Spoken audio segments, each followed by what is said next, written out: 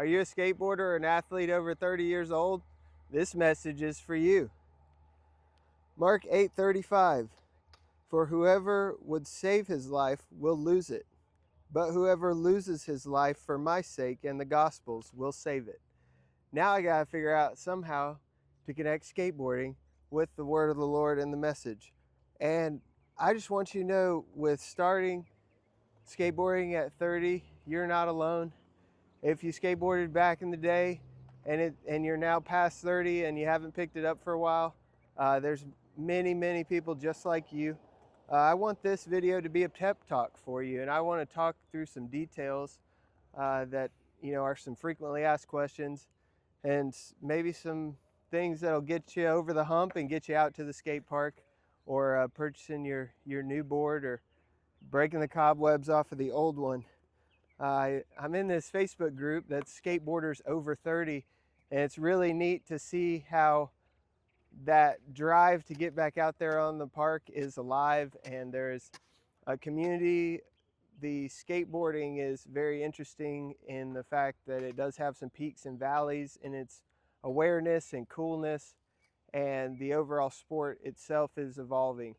And I am seeing it as I visit all these different skate parks, how many teenagers are just looking for something different to try, how many old teenagers, still kids at heart, are like, man, it's been years since I've got on a skateboard. Let's just go give it a shot. It's so cool. Each time I visit a skate park, I usually can find both. Somebody who is a very first time rider, and then someone who's like, man, I forgot how much fun this was, and they pick it right back up. So for those that have just started at 30 years old, first thing to do is accept that it is risky, right? Getting on a skateboard at 30 years old, it's kind of like getting on a trampoline at 30 years old. Like, what were you trying to prove, dude? Are you trying to be a professional trampoline guy? Are you trying to, be Tony Hawk? Dude, no, it is a risky sport, but it is also equally cool. The feeling of riding the board is a freedom that is hard to describe in words, and I wouldn't even try to start because that would be a 30-minute video. But accept that it's risky, and yes, it is cool. But also understand that we could get hurt doing anything. There are so many people that I have seen in my 32 years of life that got affected and got hurt by something that was completely out of their control, or something so small that you would never think that could even injure you, like a stair set, or a ramp or a curb.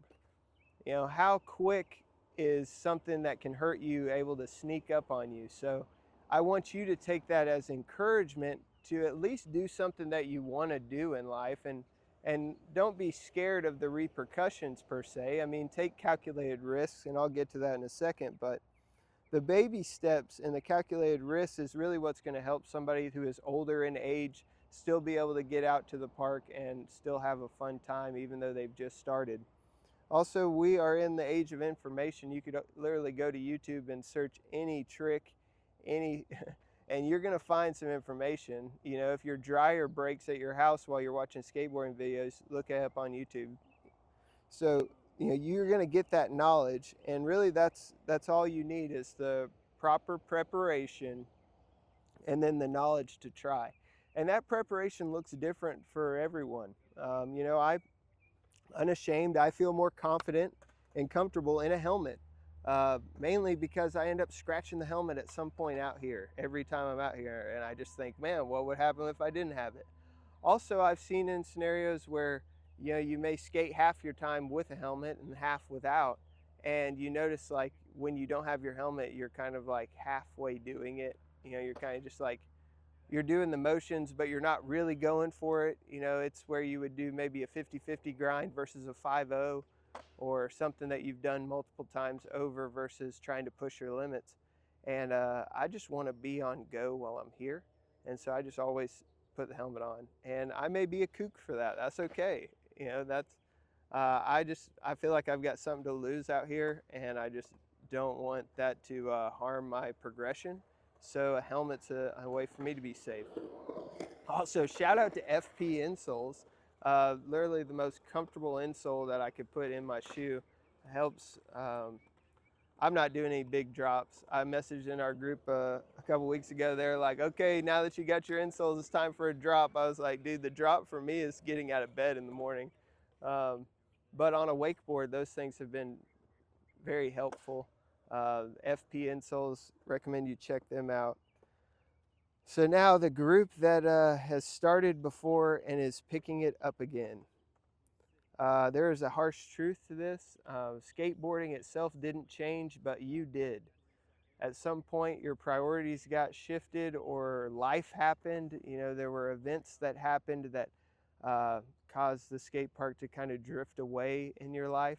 It may have been a common meeting place for a friend group, and that friend group has kind of now went all separate ways.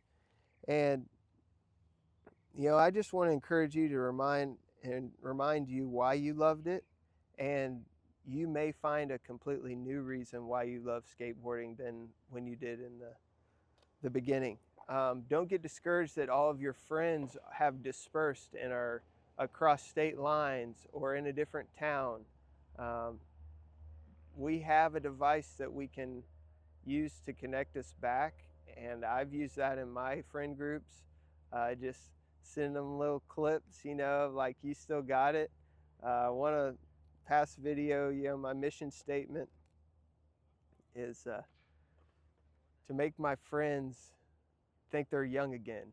And so I've been trying to do that through some skateboarding clips, humbly trying to just nudge those in there. But let me get back to it. So the community, the skateboarding community is so cool, is so down to earth, and is so welcoming.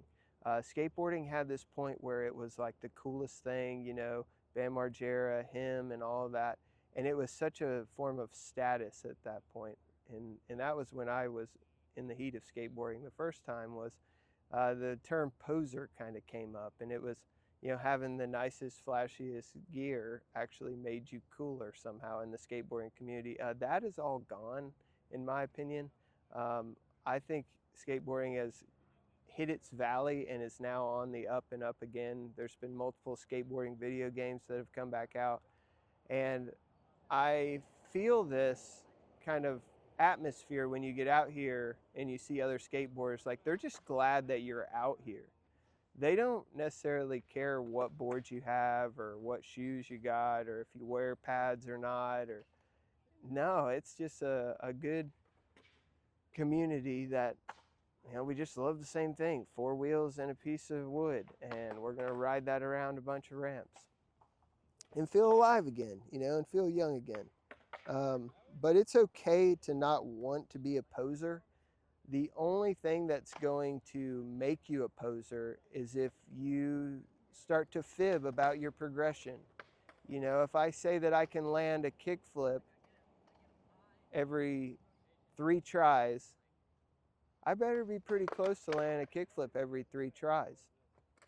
I don't want to say that I can drop in on a 6-foot bowl, but then the bowl was really 3 foot, because that you will create a poser in yourself. It's best to just humbly come at the sport of, you know, I used to be able to do this, and you know, let's see if I can still go for it. Or, you know, maybe I thought I could do this when I was a teenager, but now I'd really like to learn how. So if you have started back skateboarding and, you know, after a long time, take 5 steps back in your progression. So really go back to the basics and then ramp back up to where you're really doing some tricks, because you want to have a few successes under your belt before you start to, you know, really start to push it again. Not only for you, but the people around you. I think it's important that you have some successes on the skateboard and they notice a difference in your attitude, and they notice a difference in, you know, maybe your physique, or they notice a difference just in overall you and your aura that you bring when you show up. I recommend that you try to have multiple of those encounters before you really start to push it again on a skateboard, but there is going to become a time where you're going to want to do that and you're going to be looking for the next thrill. And that's ultimately where I'd like to get you to, being over the age of 30. You probably haven't had that recently. You probably haven't had that shot of adrenaline that gets when you get outside your comfort zone. So maybe skateboarding could be that for you. We're going on 10 minutes, so if you made it to this part of the video, I will tell you you're not a poser. You actually care. If you tune me out, that's okay. Just show up. JSU, I'm an alumni. That was one of the biggest things I learned. I paid them a bunch of money, still paying them. JSU, don't just show up. It's over half the battle just to make it to the skate park. And once you understand that, the rest is bonus. Regardless of you're just pushing around, you learn something new, you do the same thing, and then you get back in the car. That's bonus. You know, you're going to be glad that you're out here. Never have I came out to the skate park and said, man, did I waste 5 minutes? No chance.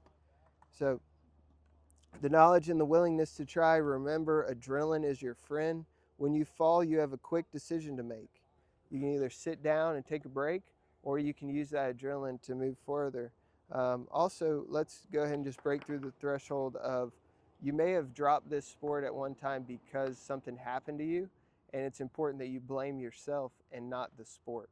So that might be tough, and then just shy away from that for your first 5 times back riding until you get your bearings under you. So most of the best things in life are worth the wait.